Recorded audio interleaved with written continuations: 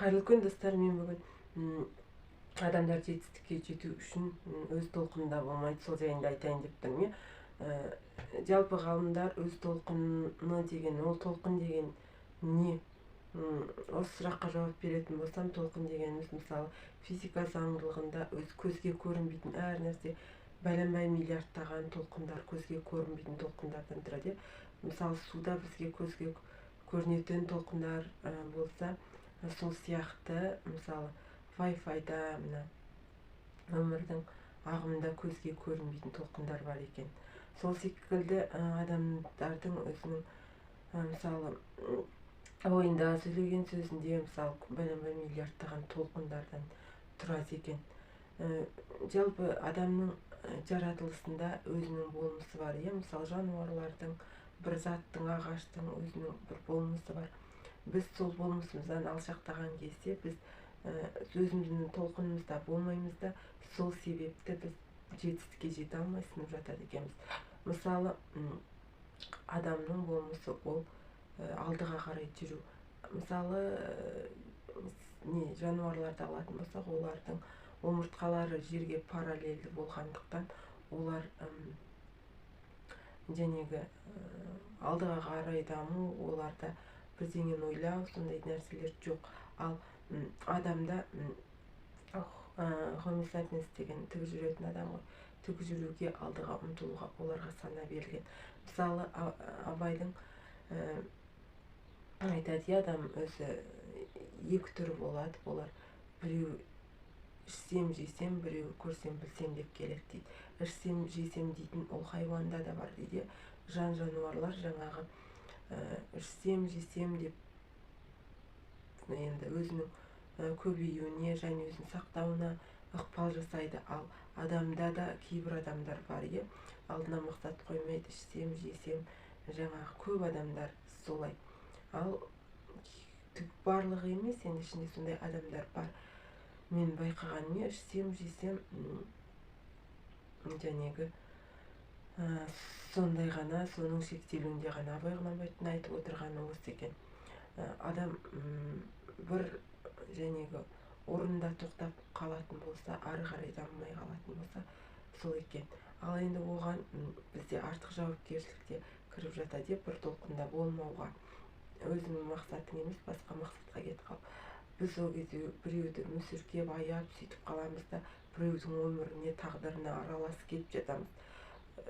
Оның біреудің өміріне, тағдырына араласып, ол адамды, мысалы күйеуіміз, баламыз или туған туысымыздың біреу, ол адамды жәнегі қорқақ қып, өзінің жауапкершілігін ала алмайтын қып, солай тәрбиелеп жатқанымызды өзіміз білмейміз.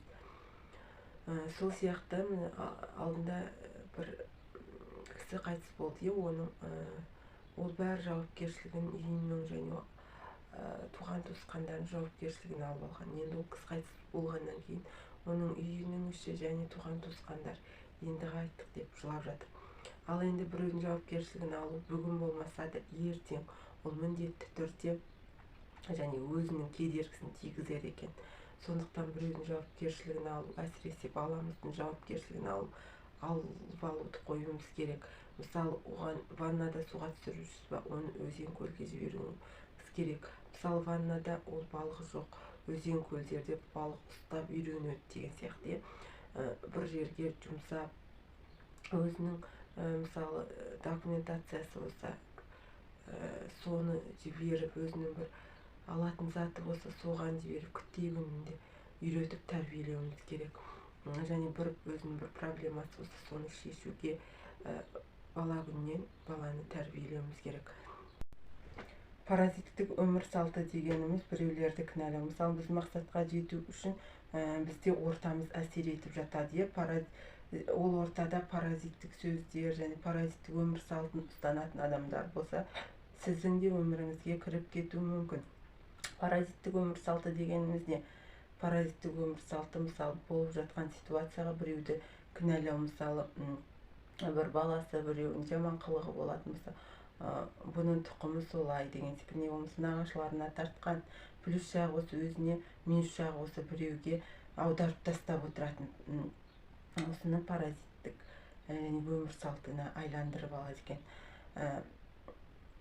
не болмайтын болса, бір жетістікке жететін кезде бұған өкімет кінәлі, жете алмай жатқан кезде, не болмаса әке шешем кінәлі, тағдырым кінәлі деп әйтеуір біреуді кінәлі қылып санайды.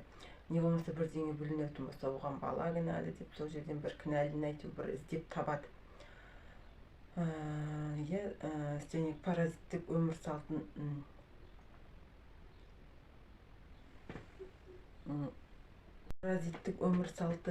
деген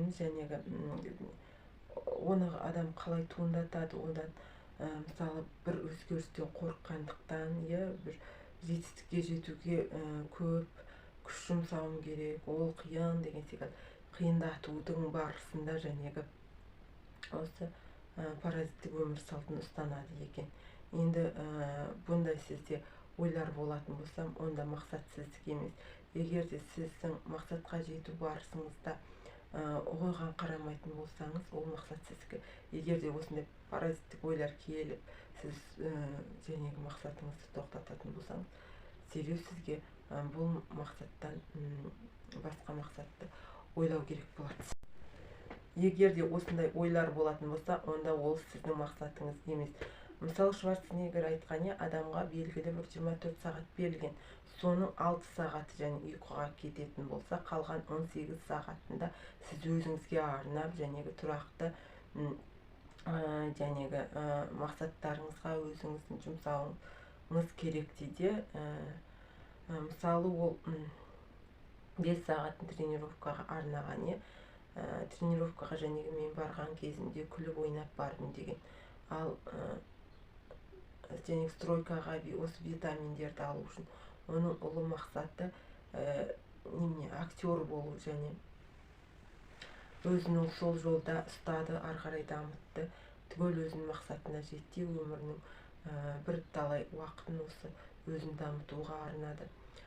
Сол секілді мақсатқа жету үшін тұрақты түрде өзіңізді дамытып, күніне оп-оңай, жеңіл Шварценеггер айтқандай күліп ойнап жүріп жасасаңыз, ол сіздің нағыз мақсатыңыз. Шығу жолы күліп жасау, армандау, мақсатыңды құрастыра білуге, мақсатыңды құрастыр. Арман мақсаттарыңды ұсақ-ұсақ мақсаттардан бірінші пілді кезекте жұтпайсың, сол үшін ұсақ-ұсақ мақсаттардан бөдене секілді, одан кейін тауықтан кейін индюк, сөйтіп үлкейтіп арман мақсаттарыңызға жететін болсаңыз, оған міндетті түрде біртіндеп жететін боласыз. Енді менің ақпараттарым сізге ұнаған болса, лайк басып, подписаться етіп қойыңыз. Рахмет.